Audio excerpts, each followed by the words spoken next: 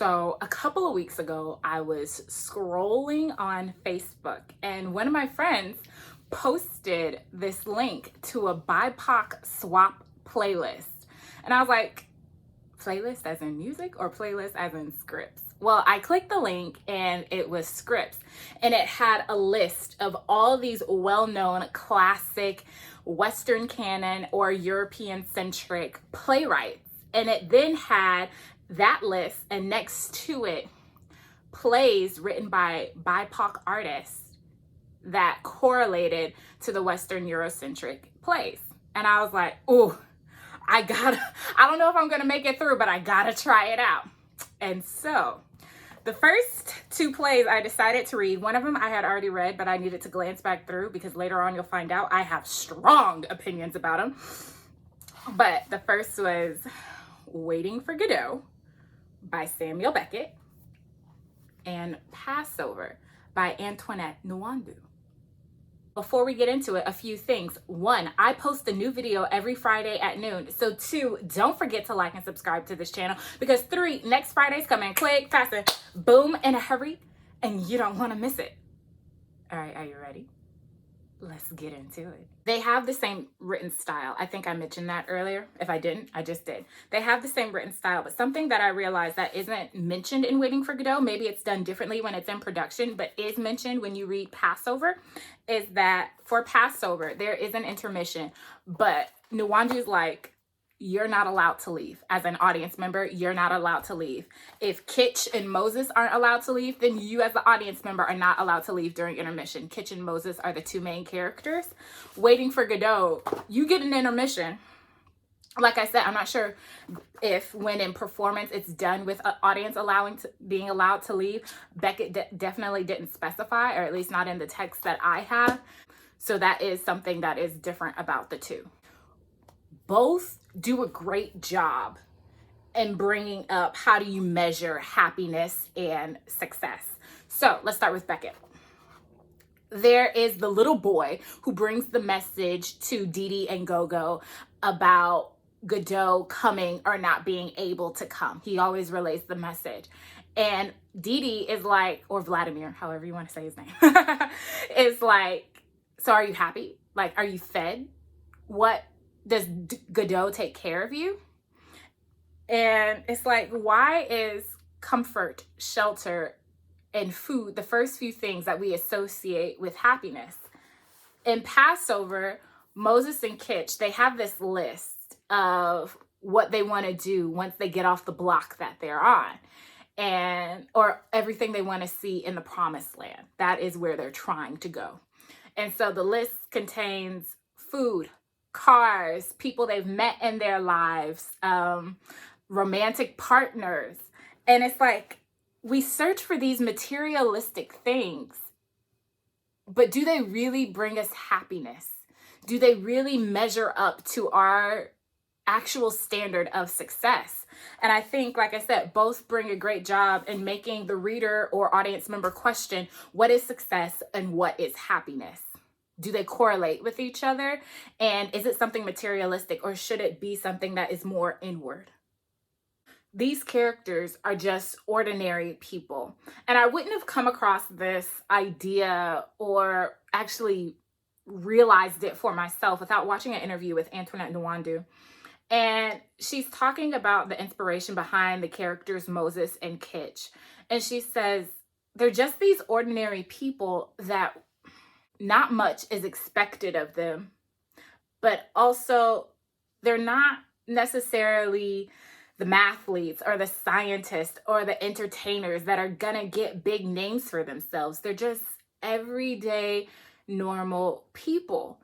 And then I thought about Didi and Gogo and about how they had a life before this, but it didn't come across as anything spectacular as well. They weren't the mathletes or the entertainers or big entertainers of their time. And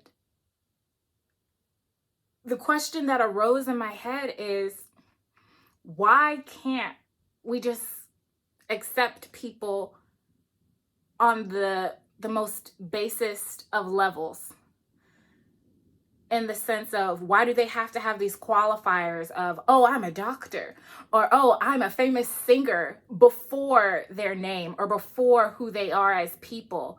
And why is what they do their only value or their worth that we give them?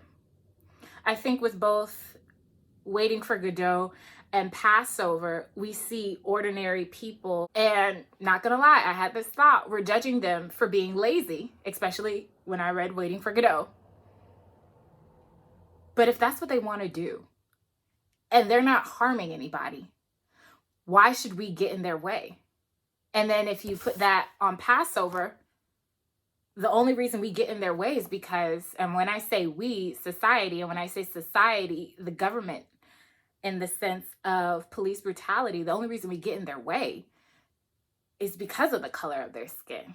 It's because we automatically think that they're up to no good, just because they're standing on a block. Something I really wanted to discuss with you all in both scripts that happen is when the characters eat.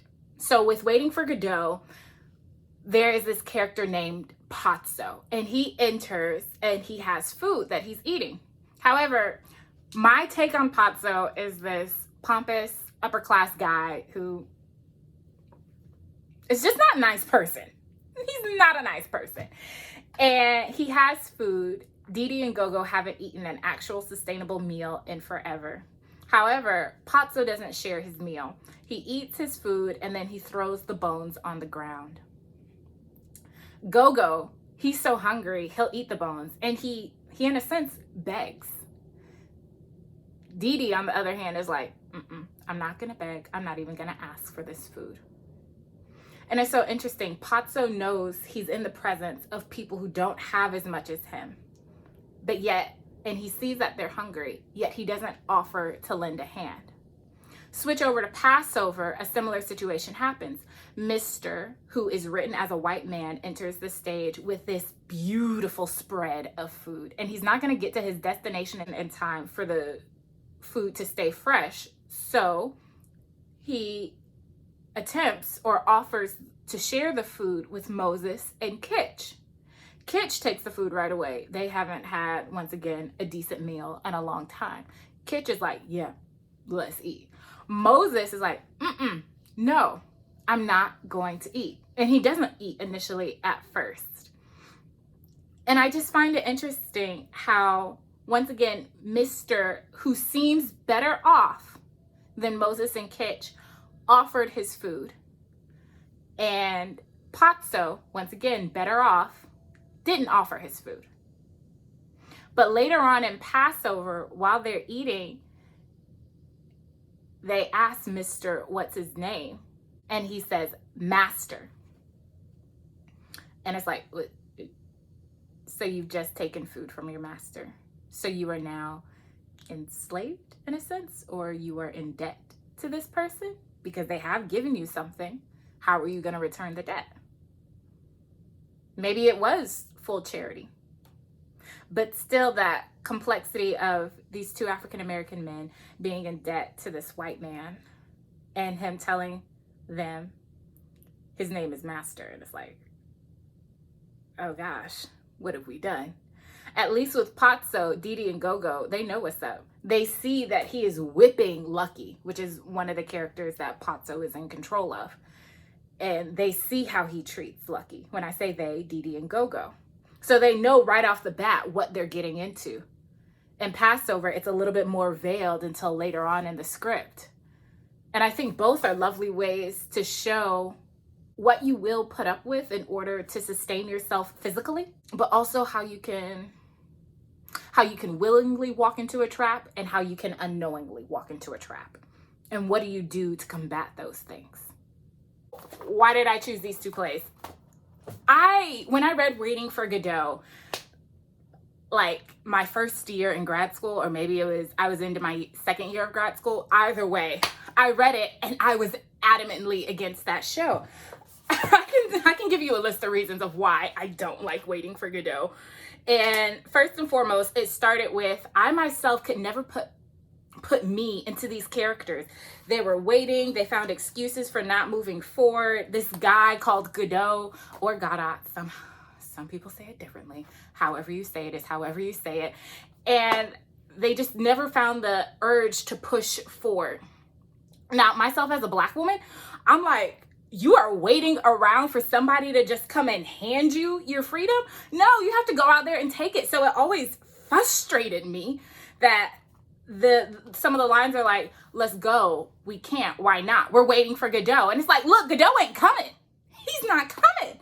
And so when I found Passover, I was like, okay, let's see. Hopefully I'm not disappointed.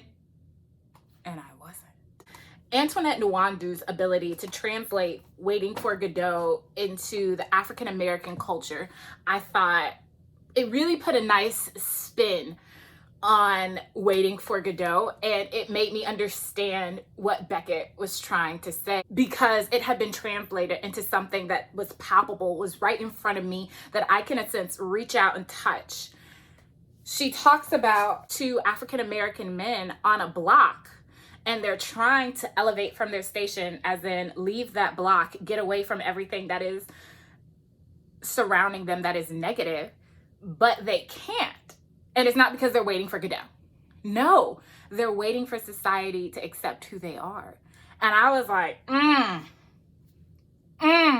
that's how you get somebody to like Waiting for Godot. I definitely wish I had read Passover first, because I just found more correlations, like I said, with who I was as a person, what my biological makeup is, and how I identify in Passover. For Nwandu to do what she did of putting this show right now, that is literally how the setting is described, it made this story so much more real. I knew exactly why these men stood on the block. It's not necessarily that they were afraid of the officer, which is one of the characters in the script, but it's like the power that the officer had, and that power was given by society. So it's more so they're waiting for society to change. I appreciate this script now a lot more after having read Passover, but I get it now. It's definitely funnier. People say Waiting for Godot is a comedy. When I first read it, I was like, this is dry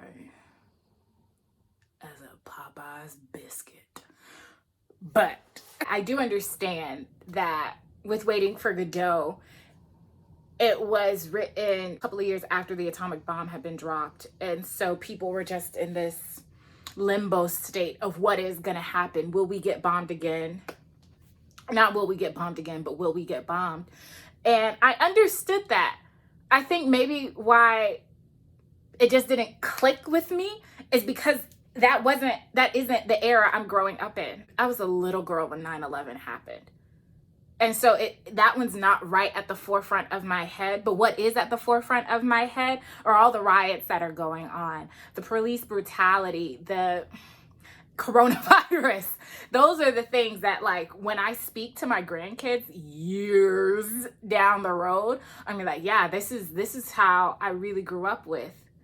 And so maybe that's why I correlate more or resonate more with Passover, because it's something that's right inside of my backyard. I think if I had been growing up during the 50s, during the Cold War, when we're wondering what's going to happen, who's going to get what, or if I had been in my 20s during 9/11, I definitely would say, oh yeah, I get Waiting for Godot. But having read it only a couple of years ago, and they're saying, yeah, this is a classic, we have to do this, this is lovely. I'm like, look, y'all, there's nothing about this that I get. There is nothing about this that I get. I don't understand how two men can just sit around and wait for something to happen for them, or wait to go, or wait on this guy that promises he's gonna keep coming. Look, you break your promise one time, I'm sorry, but you got to go. You got to go, and I'm moving forward. But to put it in the context of it's two African men and they can't go because society is holding them back, I was like, all right, I get you. I understand. Samuel Beckett, I get it. It's here for me. It's right in front of my face. It's in my backyard. If you are looking for a way to connect Waiting for Godot to your students, ask them to read Passover and then read Waiting for Godot, and then have a conversation. And they might appreciate one or the other more than what they initially did. Coming from somebody who scorned Waiting for Godot, and now it's like, all right, I think I can sit through a show. I might be interested in directing it. Maybe. Rather do Passover first. But yes, yes. I do plan to make it through a couple of more of the scripts on this BIPOC swap list. So if you want to see more videos like this, please let me know in the comments below. I hope you have a lovely week. I'll see you next time. Bye-bye.